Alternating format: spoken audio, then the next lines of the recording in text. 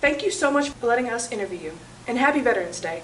Your time in the Air Force sounds amazing, and we're so glad to have a veteran like you here to teach us at Mexia High. Tell us what made you want to join, and what was it like when you first started? Well, I would kind of say, coming from East Dallas, really in the Mesquite area, there were so many options and really could never just stay focused on one direction. I thought about college, had a little bit of opportunities, never did stick with it, kind of let my grades kind of go up and down a little bit. So college wasn't really, I don't think I was really ready for college. So I figured just listen to my grandpa, kind of just join the Air Force. He told me if you're going to join any branch, just join the Air Force.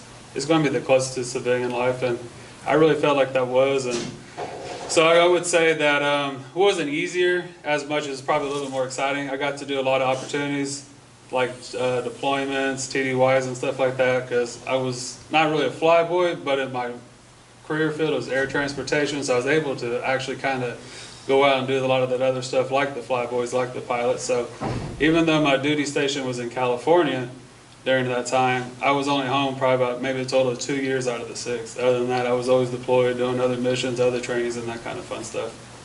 Okay. You served for 6 years and volunteered for some deployments. What was that like, and what was the challenges? Okay. So I say volunteer is a little bit loosely just for the fact that it's really kind of like a bucket list. I didn't really want to be told kind of where to go, so I kind of volunteered because they'll give you that option where you want to go to.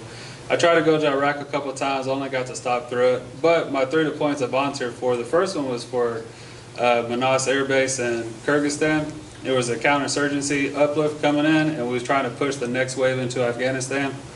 And so because of that, because of my specialty in the air transportation world, really coming in on the dirt fields, moving cargo in and out and being high mountain terrain area, less urban, that's why they kept me forward all the time in Afghanistan. But I tried to go to Mazar-i-Sharif for 2 volunteer deployments, but they kept me down at the forward base because the expansion was so vast and so great. And before that, I attended some previous war deployment conferences about trying to push that mission forward.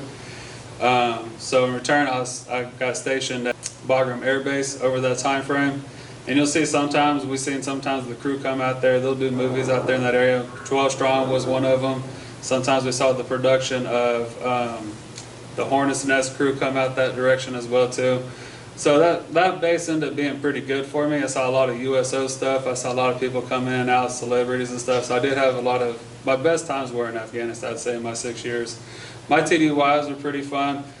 My favorite TDY mission I felt probably the most accomplished was that I had to do, when we was talking about the insurgency in Afghanistan, I got the opportunity as like a classman, go talk to a bunch of generals and senior chiefs of all the branches on how to push that cargo forward, how to move those people forward, and how to win that fight in Afghanistan. I would say that's probably the highlight of my life, being such a young ranking airman, having that role of what would be then probably like a principalship type of job. So it was pretty nice being a student mindset, I guess, having that type of leadership role. I think that's kind of what propelled me to finish college, come out, teach and coach, and kind of guide young students, young people and athletes in the community to a better life. Thank you so much for sharing all of this, and hearing about your experience is so inspiring. Do you have any advice for someone thinking about joining the military, or someone who wants to take on challenges like you did? I really push a lot of my students, truthfully, into the military, especially the United States Air Force. The opportunities are very vast. When you talk about free college, free housing, a lot of students come from low-income areas. They don't see these opportunities and possibilities. So when students have the opportunity to move forward, they have their college paid for, that really helps those students out. It really helps grow our communities. And so knowing what the Air Force actually tries to push is not trying to go out and create these crazy people that are warriors. They're actually trying to push out great citizens into our community, give them those free colleges, give them those free benefits, helping out their families. I'm a disabled veteran, and my spouse and my family, they get a lot of those benefits as well too. My children, they get a portion of that college because I didn't use all of it. My kids get to go to college for free for so long. So a lot of those benefits still outweigh what you currently go through, what people don't see in the future. You know what I mean? You get retirements early, stuff like that. You get pensions. And so knowing that there's so many great benefits, that's the reason why I kind of really push my students that direction, because their benefits will be endless as well too.